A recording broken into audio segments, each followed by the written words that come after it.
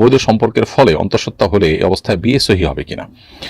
উত্তর হলো হ্যাঁ, অন্তঃসত্ত্বা অবস্থায় যদি বিয়ে হয় তাহলে বিয়ে সহি হবে। অবৈধ সম্পর্কের ফলে যদি এটা হয়ে থাকে সেক্ষেত্রে সেটার জন্য আলাদা করে আল্লাহর কাছে তওবা এবং ইস্তেগফার করে নিতে হবে।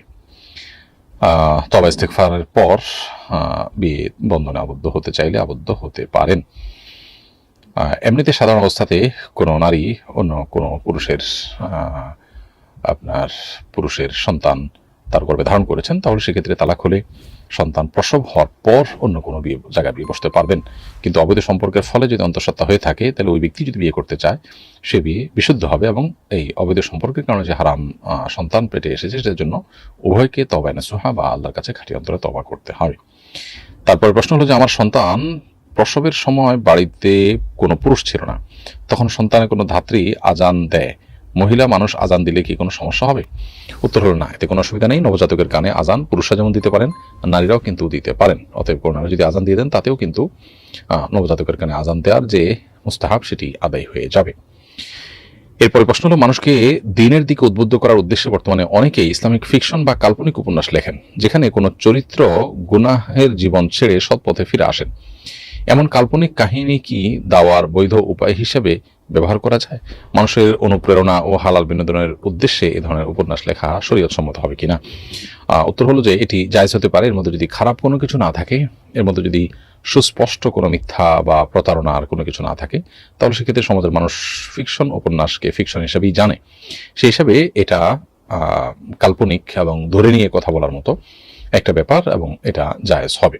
এ বিষয়ে ফতোয়ার বিশ্ববিখ্যাত ওয়েবসাইট ইসলাম কিউ এতে শেখ মোহাম্মদ সালেহ আল মুনাজ্জিদ হাফিজাহুল্লাহর তত্ত্বাবধানে এই ফতোয়ার উত্তর এভাবে দেওয়া হয়েছে, এবং সেখানেও এই বিষয়টি স্পষ্ট করা হয়েছে যে যদি এরকম কোনো উপন্যাসে খারাপ কোনো কিছু না থাকে তাহলে সেক্ষেত্রে সেটা কাল্পনিক ঘটনা হিসেবে মানুষও জানবে যেটা কাল্পনিক ঘটনা। সেখানে ভালো কিছুকে তুলে ধরা মৌলিকভাবে কোনো নাজায়েজ কিংবা হারাম বিষয় নয়। এরপর প্রশ্ন, আমি দীর্ঘদিন ধরে স্কিনের সমস্যায় ভুগছি, যেখানে থাকি এখানে কোনো মহিলা ডার্মাটোলজিস্ট পাচ্ছি না। গাইনোকোলজির একজন মহিলা চিকিৎসক দেখিয়েছিলাম, তবে সেরকম কাজ হয়নি। এমত অবস্থায় আমি কি কোনো পুরুষ ডার্মাটোলজিস্টকে দেখাতে পারবো কিনা? উত্তর হল হ্যাঁ, অবশ্যই বোন, আপনি দেখাতে পারবেন। যদি কোনো নারী চিকিৎসক আপনার এই রোগের জন্য ভালো না পান তাহলে সেক্ষেত্রে পুরুষ চিকিৎসকের কাছে আপনি দেখাতে পারবেন। যেটুকু জায়গা না দেখালে নয় সেটুকু জায়গায় শুধুমাত্র ডাক্তারকে আপনি দেখাবেন, এবং পরিপূর্ণ পর্দা করে আপনি তার সেবা নিতে কোনো অসুবিধা নেই। এরপরে প্রশ্ন হলো, গোসলখানায় খালি বালতি রাখলে সংসারে রিজিক কমে যায়, ইসলাম কি এ ধরনের কোনো বিশ্বাসকে সমর্থন করে? আমার মা এটি বিশ্বাস করে গোসলখানায় খালি বালতি রাখতে নিষেধ করেন। প্রিয় ভাই, এটি সম্পূর্ণ কুসংস্কারচ্ছন্ন বিশ্বাস। বাথরুমে বালতি খালি থাকলে সংসারে রিজিক কমে, এরকম বিশ্বাস করাটাও ঈমানের সাথে অসঙ্গতিপূর্ণ বিষয়। রিজিক দেওয়ার মালিক আল্লাহ তাআলা। অন্য কোনো বস্তু বা এই জাতীয় মন গড়া কোনো কিছুর উপর রিজিকের নির্ভরতা আছে মনে করলে সেটা আল্লাহর সঙ্গে একরকমের শিরক হয়। তো এরকম কুসংস্কারচ্ছন্ন এবং ভুল বিশ্বাস থেকে আপনার মাকে বেরিয়ে আসার জন্য আপনি তাকে নসিহত করবেন, বিনয়ের সাথে বোঝাবেন, এবং তার এই ধারণাটা সম্পূর্ণই অমূলক। খালি বালতি কেউ রাখতে চাইলে রাখতে পারেন।